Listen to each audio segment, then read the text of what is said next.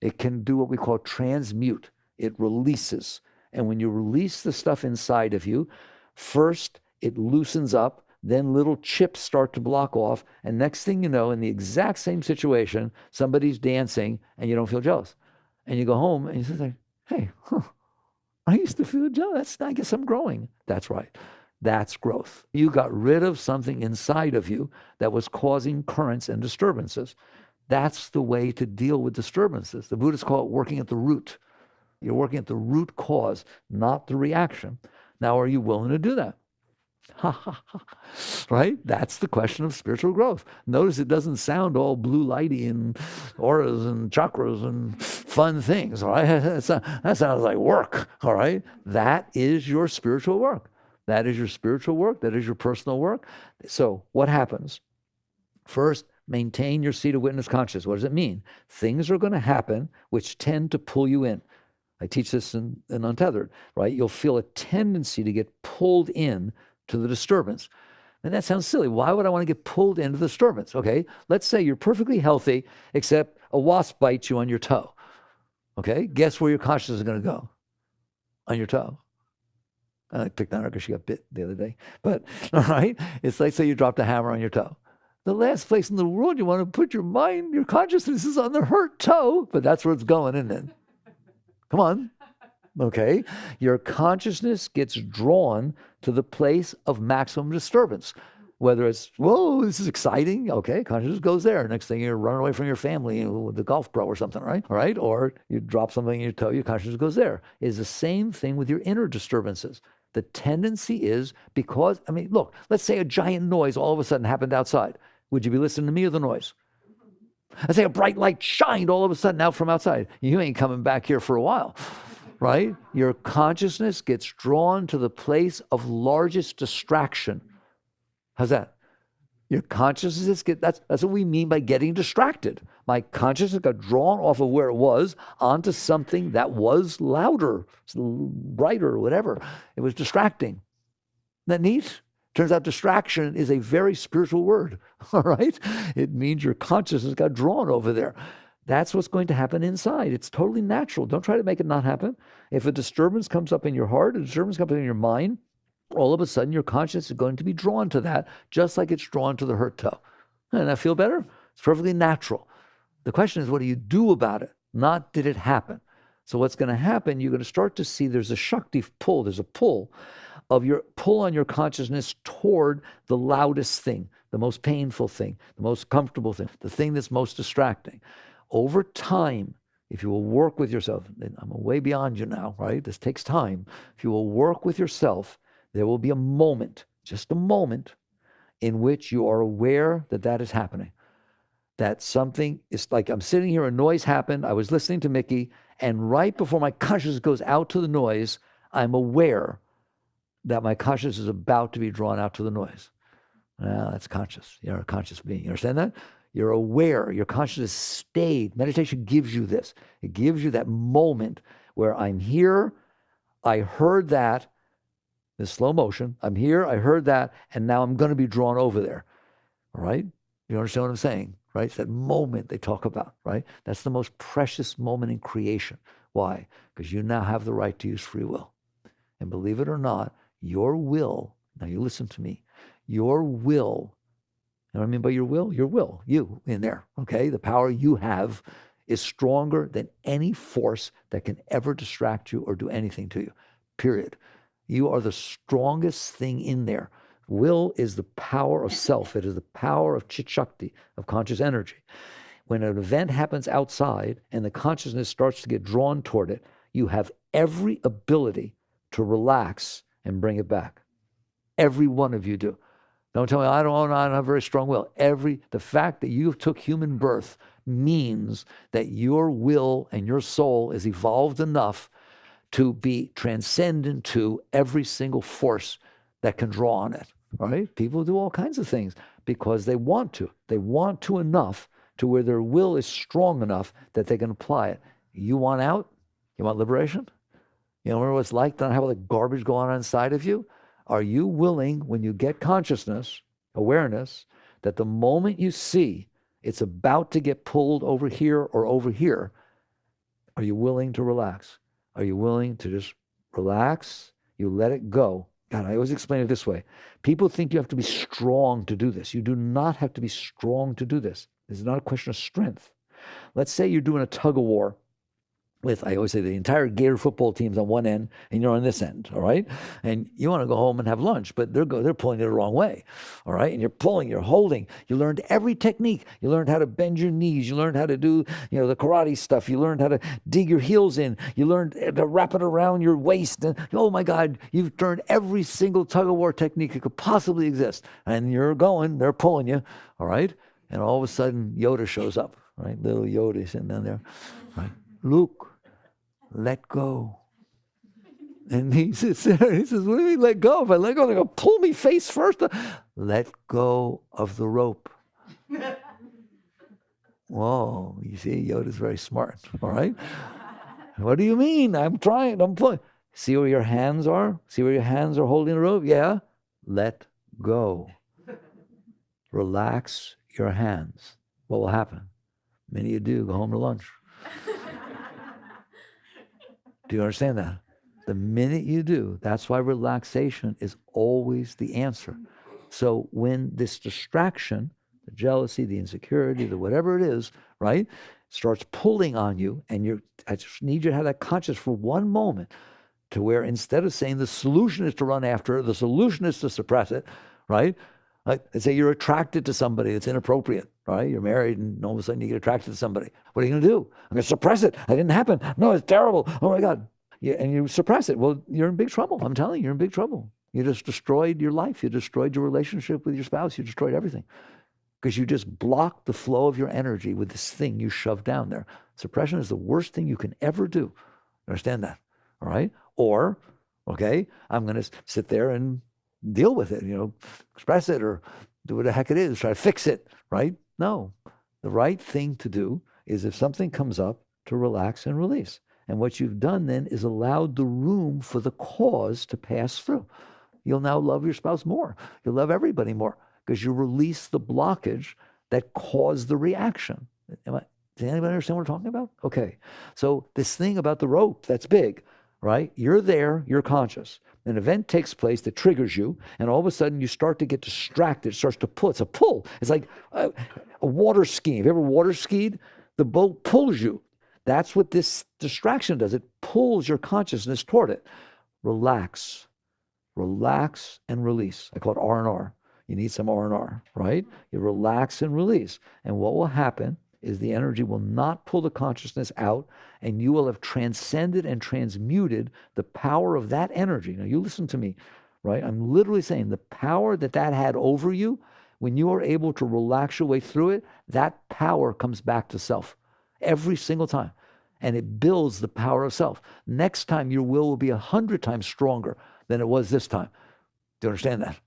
Right, so you're either giving your will to what's pulling on it. If you're trying to stop drinking, every single time you don't drink, you are more likely to not drink. Do you understand that? Every time, oh, but I had a bad day. You made it through it. You didn't do it. You built the power of will in the power of self. And likewise, every single time you do drink, after 5 years of not drinking, you got all your chips together, go have one drink and tell me how easier the second one is. Does anybody understand? The power of not doing it that you built over 5 years is almost totally overcome by drinking once. Go ask AA, they'll tell you. The same thing goes with any of these habits. Because your neural pathways are carved to do it, if you refeed them, they flow right back there. So it's the same thing here. If you are willing to let go, that's what I'm talking about, the deepest state. I'm in the witness. I see what's going on. I've been given the grace. At first, it's just a moment. But no one can tell me that they do not see what's going on.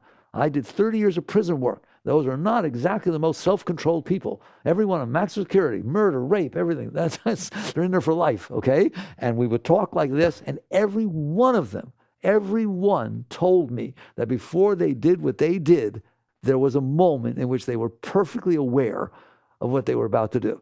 If they started to get angered and just all of a sudden be there, it starts somewheres. It starts to build up, and then it explodes.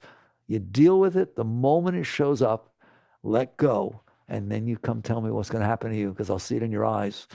The power that it had over you gets transmuted to you, to the self. And all of a sudden, this tremendously powerful center of being is what exists. And all of a sudden, if you do it with jealousy, the power you built in letting go of jealousy is there for food, it's there for this, it's there for everything. You're building the power of your being, right? That's why I was talking about personal growth, all right? They talk about, when you work out, they talk about core, building the core of your being. This is the core of your being.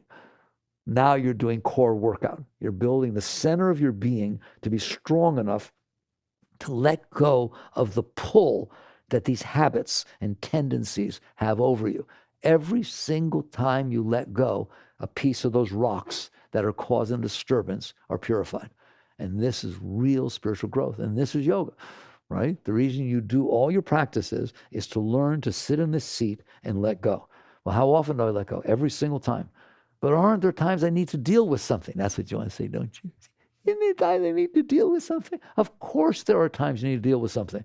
But you don't deal with what's outside until you've dealt with what's inside. If you don't let go first of your anger, your jealousy, your insecurity, your fear, your need, then everything you're going to be doing outside is for you. Same thing with your fears and insecurities. If you don't let go inside, the inside will run the outside. Does everybody see that? I always use a terrible example. Your kid's 16 years old, you get a call from the principal in the high school. We found drugs in your kid's locker. You need to come down here right away, blah, blah. Okay, well, that's not fun, is it? It's exactly what I'm talking about. It's the same thing. All your junk comes up inside. What did I do? Oh my God, when my husband finds out, he already thought our relationship was bad, he's going to blame me. Right or wrong? Okay, and what will the neighbors think? Oh my God, if I have to go down there, people will see me. They'll see me walking in the principal's office, and I don't want to have a kid that does drugs. Oh my God, it's just, all right? Not a single word that went on inside you had anything to do with that child. It all had to do with you, right or wrong. It hit your stuff, okay? What did I do wrong? That's what you say to the kid. What did I do wrong? Why'd you do this to me? That'll help a lot, right? You're not even trying to help the kid. You're trying to help yourself. Do you understand that? So when it hits, it's going to come up inside. You always let go. Nobody believes me. You always let go. Always. There is never, ever a time that the highest dharmic right thing to do is not let go. All right? Okay. Here it comes. Here's all the personal garbage. Do the best you can to let go of yourself every single time. Now what? Now that you are clearer anyways, all right? Now, not perfect, you're not going to be perfect, but at least you didn't go with the initial reaction. You stayed centered and clear. Now that you are clear, look outside. Is there something to deal with?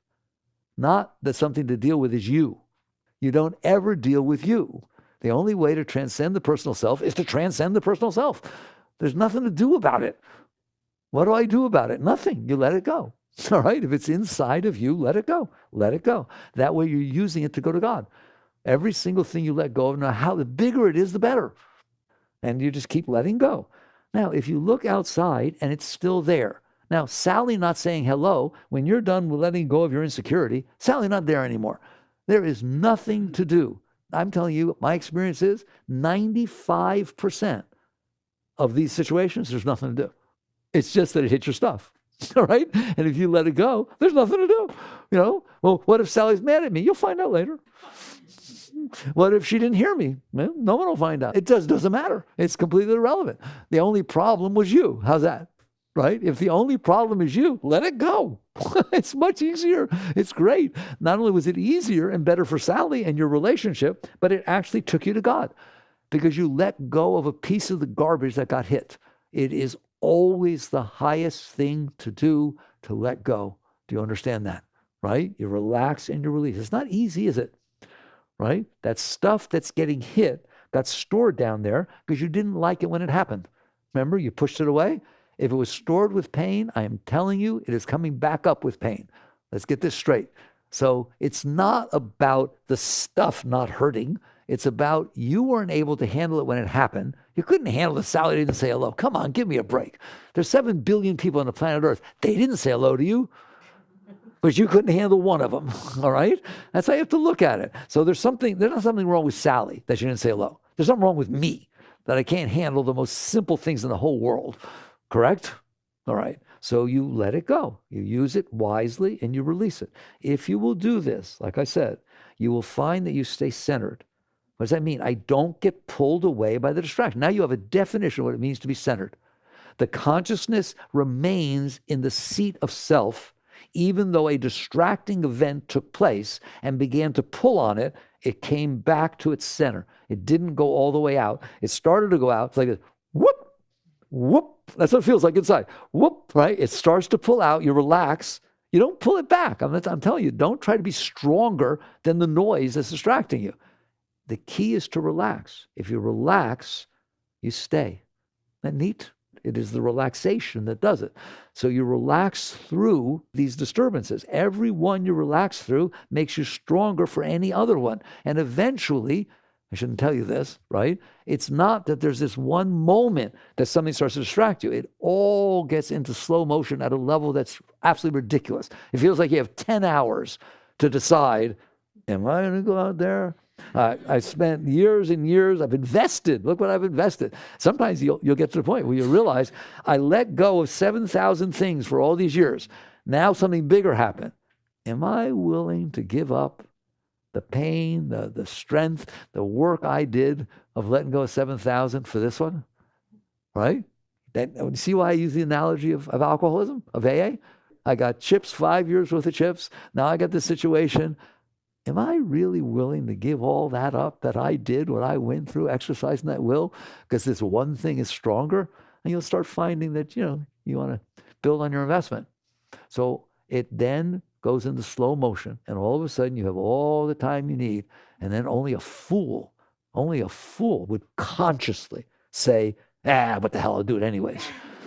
I'm serious. Your mind will sit there and say, well, I don't want to be a goody-goody. I just sit there and what's wrong with this? This is a good opportunity. This opportunity will come back later, right? I can just go do this and have a drink. I want you to equate it, the going with the energy that's pulling you from your center. I want you to equate it to going back on heroin after you went through withdrawal and got off. I went now bigger than drinking, okay? It's like, really?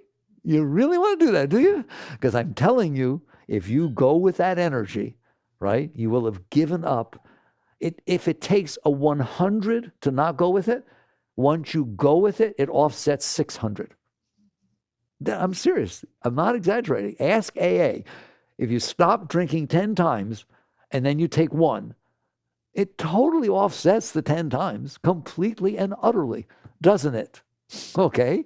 So you learn to work with your center. I've taken you to a beautiful place, which is I'm in here. I am aware that I have crap in here with me. How about you? Right? And it can get hit. That's stuff you stored from before. It was stored with pain. I wasn't able to handle it when it happened. It's going to come back up. Am I capable of handling it now? So Sally went by. Now I hear the word Sally. Obviously, it's not as big as the first time, but I feel a discomfort. The slightest discomfort, I will not accept any, not a tinge of it. If it moves, I'm letting it go. If it happens in the heart or it happens in the mind, first reaction, relax and release, right? Then look to see, is there something I'm supposed to deal with? If there is still something out there, then you're clear enough to deal with what's out there instead of being distracted by what's going on inside of you.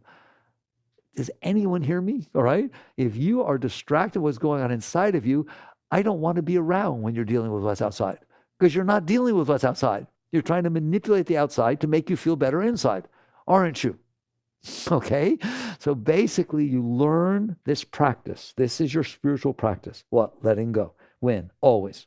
Every single second, the driver in front of you is driving too slow, let go. The behind you beeped. You were sitting there at the traffic light, you're looking at your little smartphone, and you didn't go with the traffic light, meh, right? I mean, really obnoxious. It was only 2 seconds, obnoxious beep, all right? Stuff's going to come up, isn't it? Right? You're going to say something to that guy. He don't hear you. You don't even hear a word, all right? Nothing going on in there, right? Let it go. There's an excellent opportunity. You understand that? You're driving, you need to deliver something somewhere, and it starts pouring, and you have no time frame, you have to get there, and it's raining, and there's nothing you can do, you are going to get wet. Let it go. Let what go? Getting wet, you wish you could. Let go of the resistance to the reality of the situation that's in front of you. Do you hear what I'm saying?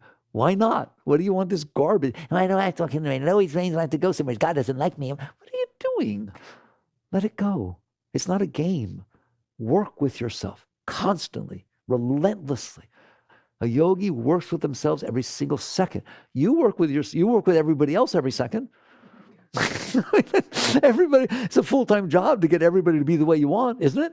Right? You're out there manipulating, controlling, doing everything you can. Instead, you work with yourself and you just keep letting go. And wait till you see what happens. I'm telling you what will happen. I laid it out. I've never talked to you this way before. I've laid it out for you. At first, it's hard, right? Because you want to fix it. Either suppress it or fix it, right? No, relax. You'll learn to do it. You'll practice, just like learning a piano or learning to play tennis. Practice. Just practice. Don't get hard on yourself. Don't worry if it fails, right? What if you play the piano and you make a mistake? I don't want to play. Well, that's ridiculous, right? It's good. It means you need to learn things, right? If you sit there and you're trying to let go and all of a sudden you didn't, you get caught somewhere and you like, oh my God, I should have let that go. Don't get guilty. Don't get this. Just you were practicing the piano and you made a mistake. Just get back up and say next time, I'll be a little wiser next time, all right? And it helps you. And you just keep letting go your whole life, every single second.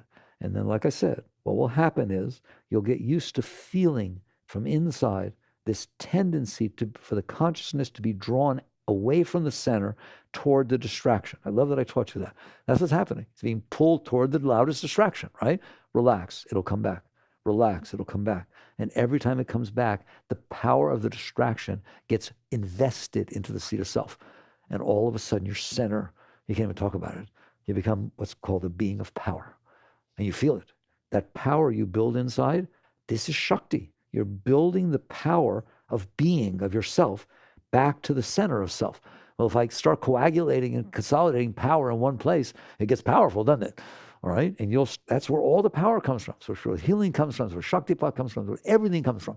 It's from building that center and not letting pieces of it get drawn away by the distractions. Doesn't mean you have to go into the Himalayas and not get distracted. I would rather have you work in your everyday life and not get distracted.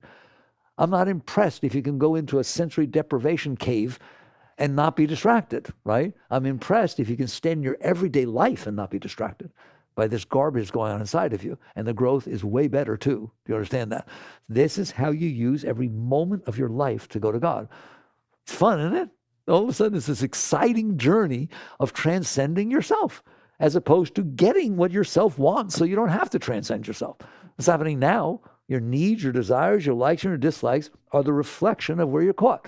Something bothered you before, so you now want something to happen that doesn't bother you.